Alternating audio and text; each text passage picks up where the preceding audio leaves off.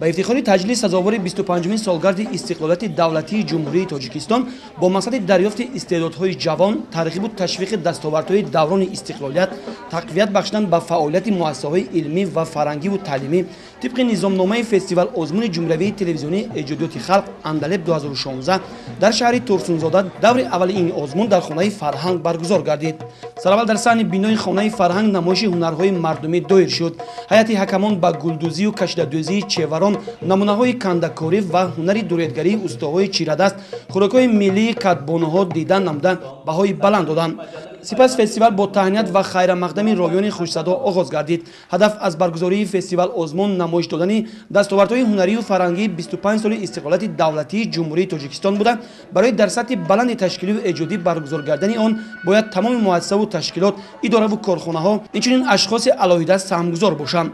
دستگیری و تشبث همگان امکان می‌دهد که اهل فرهنگ جمهوری توسط فستیوال آزمون جمهوری تلویزیونی ایجادات خلق اندلب 2016 کامیابی‌های فرهنگ و هنری هر یک منطقه کشور را با تابش‌های رنگین آن منظور تماشابینان گردانند.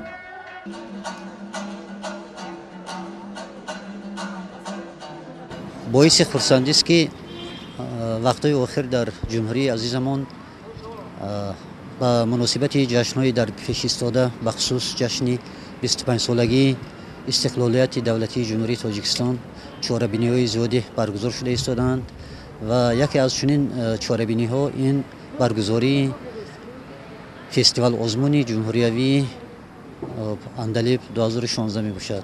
البته طی چند سال اخیر چنین فستیوال آزمون‌ها برگزار نگردیده بودند و امسال با افتخار 25 سالگی استقلالیت دولتی جمهوری تاجیکستان فستیوال آزمون اندلب 2016 در سراسر جمهوری عزیزمان گذشته ایستاده است. البته شکرانه یعنی استقلالیت صلح و وحدت میکنیم که با دستگیری دولت و حکومت امروز در تاجیکستان عزیزمان چنین فستیوال آزمون ها گذشته ایستاده است. در برنامه فرهنگی هنرنمایی بهترین کارمندان فرهنگ از روی شرط‌های نوازش عمومی، نمایش لباس‌های ملی، رقص یکن، سرود یکن، نوازش یکن، سرود خلقی، صحنه‌چه هجوی، سرود شش مقام، نمایش عنعنه ملی ختنسور، سیوت آوازی رقصی پیشنهاد گردیدند. در اینجا ما طراحی بهترین یک منوره رو دیدیم که لباس‌های زمانوی و کودکانه پیشکش ما کرد.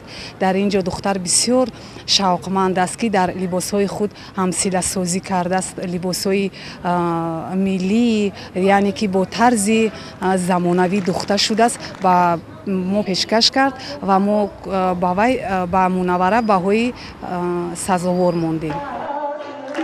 چون سالهای پیشتر هنرمندان شهر ترسونزاده با ذوق بلند و نوگانی‌های تازه برنامه جالب و دیدنی را پیشکش کردند که از جانب حکمان و تماشابینان خوش پذیرایی گردید.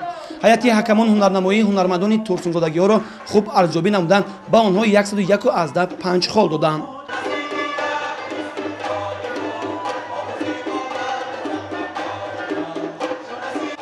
گزارش خورشید علیمو فیروز میرزاєв از شهر ترسونزاده برای برنامه اطلاعاتی نوید.